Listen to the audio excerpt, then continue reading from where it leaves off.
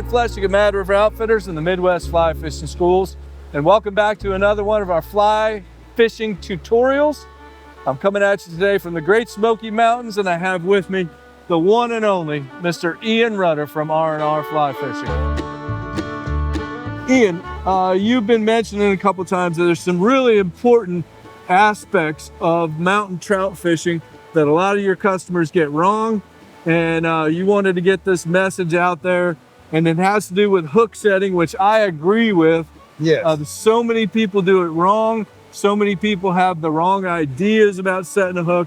So let's set the record straight. Yes. Once and for all. So the fish here in the Smokies, these wild trout, they grab the fly and spit it out faster than really any fish I've ever experienced, whether I've trout fished in the Rocky Mountains or Midwest or saltwater fish, whatever.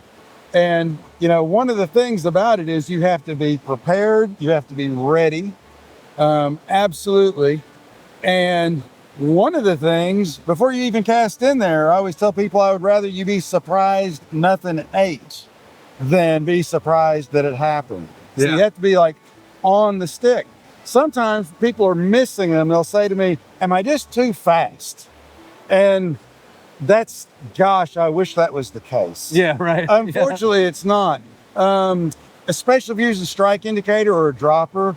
If that indicator or dry fly has moved, the fish had the nymph. In fact, we're kind of a step behind already, and these fish don't hold on to it. So the instant that thing moves, you got to be on it. But after folks have missed a few, and I say you got to be faster, they tend to confuse faster with more powerful, and that's not really the case. No. Sometimes they'll even wind up, and that's not the case. You just kind of like want to be a mousetrap. I don't care how fast you are, you're going to miss a few. I miss a few. If I can get away with missing 1 and 4, I feel like I'm crushing it. Yeah, right. That's just how it is in these streams. So knowing you'll miss fish, knowing your fly will go sailing behind you, it's very important that hopefully you can set yourself up for a good missed cast. But no matter what, here in the forests of the Smoky Mountains, if you set up straight up, and I think like in your saltwater schools, you like to talk about trout setting. Yeah, right. It's kind of the classic trout set. We're not in Wyoming anymore, boys and girls. You know, we're here in the woods. So, you know, I kind of laugh sometimes when people set the hook and throw it in the trees. I'll say, you know, the ranger's going to check, make sure you got squirrel on that license too, you know. So let's throw out here and see what if I can tag one real fast. I've got a little dropper rig. I'll throw it right up there, see if anything happens. And I'm already getting ready. Oh, There he right was. there. There he was. And notice how I kind of set the hook in the horizontal. Yeah. There we go. It's a little guy. Come here, fella. Come here, buddy. He's a little one. And there's some of the fastest. There we go. Let's send him on his way. Very good. So, you know, one of the things that I think it's even important, it's maybe so elementary to you and I, is to make sure that you're setting the hook in a downstream fashion. Oh, so important, Brian. Yes, because the fish, they're looking up here, right? Let's kind of look at me. I'm looking this way. I go to eat. You don't want to pull it out of their mouth. No, and if you go upstream, I mean, we're talking about this level of control. That's right. Within an inch. And if you go this way, We're already doing this. If you go this way, you're throwing slack to them. well, you're having to travel 6 foot before you tighten up, only to pull the fly away from the fish. Absolutely. Whereas if you're following along and you set the hook this direction, it's just an inch to set the hook. That's right. You know, the perfect inch. The perfect what inch. you like to talk about. So yeah, you only have that. And even, you know, as I kind of said earlier in another thing we did, almost a 1/4 inch. If you have that just like that, sometimes the fish on a dry fly will grab it and almost clothesline himself on the hook. So you don't have to do much. But the thing I really just wanted to be sure about is going that way, like you said, and then keeping it low. And even if you hang it in a tree, which is going to happen at some point during the day, It's down here about eye level. It's where you can retrieve it. Not up there. Yeah, yeah. And you know, maybe being a fly shop guy, maybe you want them to lose a few at a time. Absolutely. But no, we keep the frustration level down. I teach in casting, I teach everybody to come forward too soon and crack the whip, you know, like Hank Patterson. Snap it. Snap it.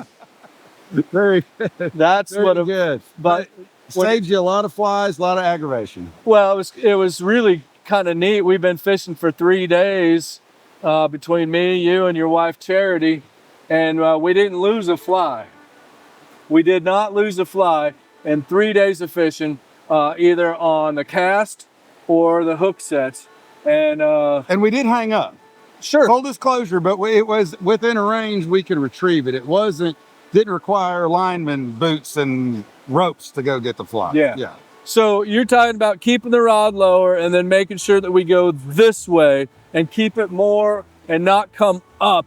Absolutely. That old Orvis guy kind of thing. That's just Correct. not going to happen here. No, that's a Wyoming thing there. Yeah, right. Yeah. Well, let me see if we can get another one out of there, and I want to, or maybe you can just fake a hook set and kind of show again. See, he's keeping tight. He's keeping tight. Watch his left hand. And then it would be like He was this. striking it. Yes. Stripping in the slack with his left hand. He's keeping tight to it, trying to keep within a perfect inch, and then it's just. Yes. You're right. Faster doesn't mean harder. No, not at all. And you just need to set the hook with the tip of the rod, really. Yeah, just like that. Yep. Makes a lot of sense, and it's going to keep your rod tip out of the trees and keep you out of trouble. Absolutely. So there you have it, friends. In my estimation, one of the best mountain anglers ever to live, but he's too humble to say that. But thanks, Ian, as always. Thanks for a great weekend of fishing, and we still got a little bit more to do, but All right. we're nearing the end of our time here. But anyways, friends, you can check out Ian at rnrflyfishing.com. He and his wife Charity are the premier guides here in the Great Smokey Mountains National Park. And as always, thanks for watching. We appreciate you being here. You can hop on over to madriveroutfitters.com and learn more about what we do. I think you're going to see a trip pop up with these two down here in the Smokies. But anyways, subscribe to our channel. It's free and keeps you up to date. You don't miss an episode. Hit the like button, subscribe to our newsletter, and stay tuned. We've got a ton more fly fishing content coming your way.